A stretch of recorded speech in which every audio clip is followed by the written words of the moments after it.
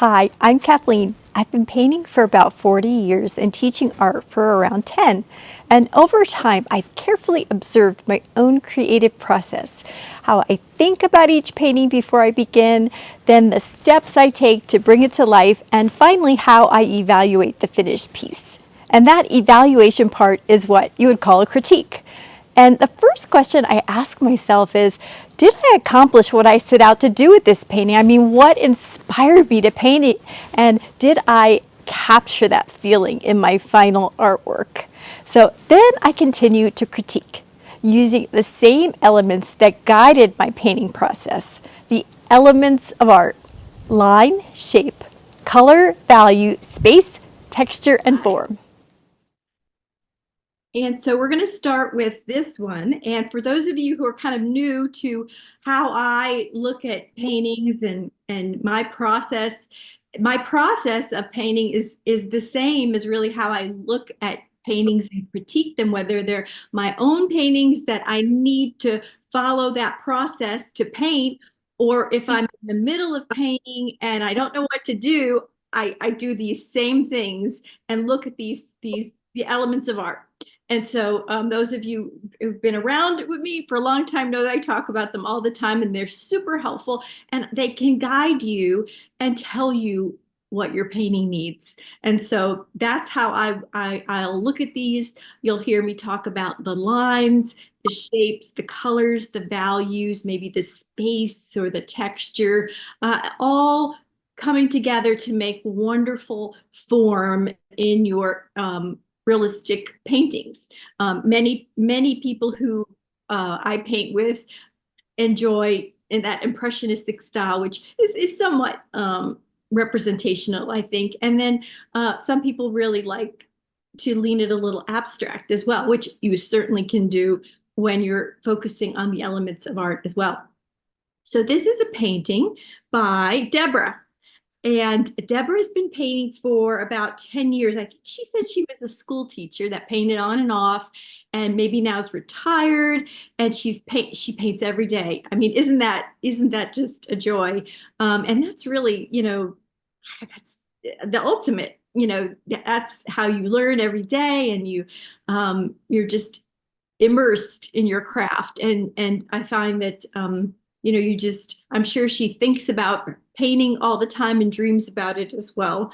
She says she still feels like a beginner, which is so interesting because I think that's good, because I think we should all feel like beginners in a way where we're always learning. And I truly am always learning too. I learn new things every day. I read every day about art, mostly from old art books, try to, decipher what the old teachers and masters and scientists even, were thinking about color and painting for the last, hundreds of years. So where was I going with that? Okay, every day, yes, every day considered learning. So I think that's a good thing, for her to feel that way. And she paints a lot of animals. And as you can see here, she loves color. And she does a really nice job, doesn't she, of with her color. But let's back up and start with lines. So her lines and shapes are very nice. Obviously, she's drawn this in very well.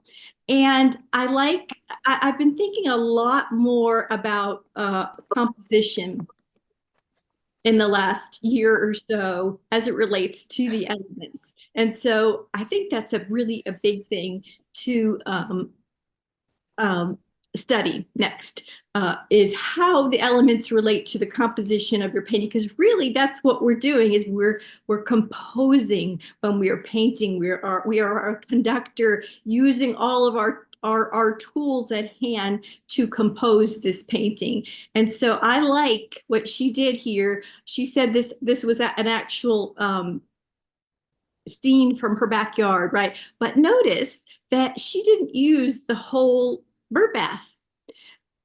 Imagine what a different painting it would be if it were you saw the whole bird bath, you saw maybe a lot of what was going on behind it, greens or things like that. Um, so I like this mysterious kind of, we're only seeing half of the bird bath. Plus, it adds compositionally to the shapes of the painting, right? We've got the wonderful, and let me go ahead and start marking up on here. What color should I use that would stand out in this painting? Maybe something she hasn't used. A vibrant green here. We'll use that. Okay. So note this uh, wonderful shape, right? We wouldn't have that if we saw the whole bird bath. And yeah, I just really like that. So lines, shapes, good. Color, uh, good. Now, she loves color, right? But she also obviously knows the value of some lower chroma color to balance the high chroma color that she loves. We've got this really nice browns, all through here, some grays, up in here, and the browns. And so those do a good job, helping to allowing her to paint the color that she likes. And so I've included the black and white, which, gosh, tells us so much about a painting. You almost, when I look at a painting in black and white, I almost don't need to see the color to critique it, because, you've got that feeling of light in the black and white painting. You can see the shapes, you can see the lines, you can see the values, right? The number one thing really you can see is those values. And so I think that if it's just a stunning painting, beautiful as it is, but she would like a critique. So I will say that maybe it is the value that could be incorporated a little bit more by looking at, okay, so she's used this light blue here very nicely in being a light. She realizes that that's not a color that's close to white. It's got a lot of color in it, but look how in the black and white it reads very, very light, right? So what I would like to see is, I would like to see that beautiful light that's starting up at the top come down a little bit more, and maybe even go out this way. So let me show you what I mean. Let's take some blue, and she's done this a little bit, but I want to try a little bit more. Put a little bit more blue into this bird, right? Continue this feeling of light through the bird, right? Maybe even out this way a bit, right?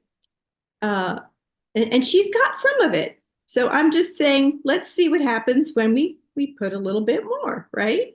Make it kind of go up into here a little, and see what it does to the shapes too. It really kind of accentuates an interesting shape on the bird, right? Now, you can add some lighter pinks perhaps as well. So let's try that. Is that light enough? I don't think that's quite light enough. It might be. I'm not going to look at it in black and white, and so have some of these colors go like up into here a little bit too, right? So it kind of all like, plays together a little bit, and you know, you feel that flow going through it. Now I'm using a pen, which is going to give you a very different effect than your brush strokes, right? So keep that in mind. Your brush strokes are going to be a little bit more delicate and maybe precise. I just want to give you a feel for what it might look like if we add something else. And you know what? I really, I feel like the light is coming this way, right? You always have to think about in your painting, where's that light coming from? I feel like it's coming from this way. So let's have a little bit more light on that bird's face and on the beak. And maybe we put a little yellow in there with that. Because you do have some yellow down below. So, oops, that's a little bit too thick. You do have that below. Let's carry some into there, a little yellow, maybe just a touch brighter. And brighter is one of those code words for higher chroma.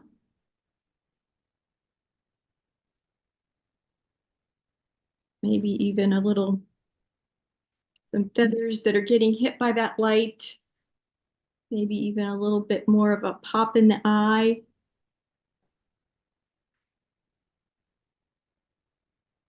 And you kind of get what I mean. Just think about that light and think about how you can draw the viewer's eye a little bit through that area in the painting. And gosh, that's really all I've got, Deborah. I mean, I think that it's just lovely and you've done a wonderful job. You obviously know a lot about what you're doing. So, definitely keep up the good work. And if you decide to, make any changes, go ahead and post them in the Chroma community so we can see what you have done.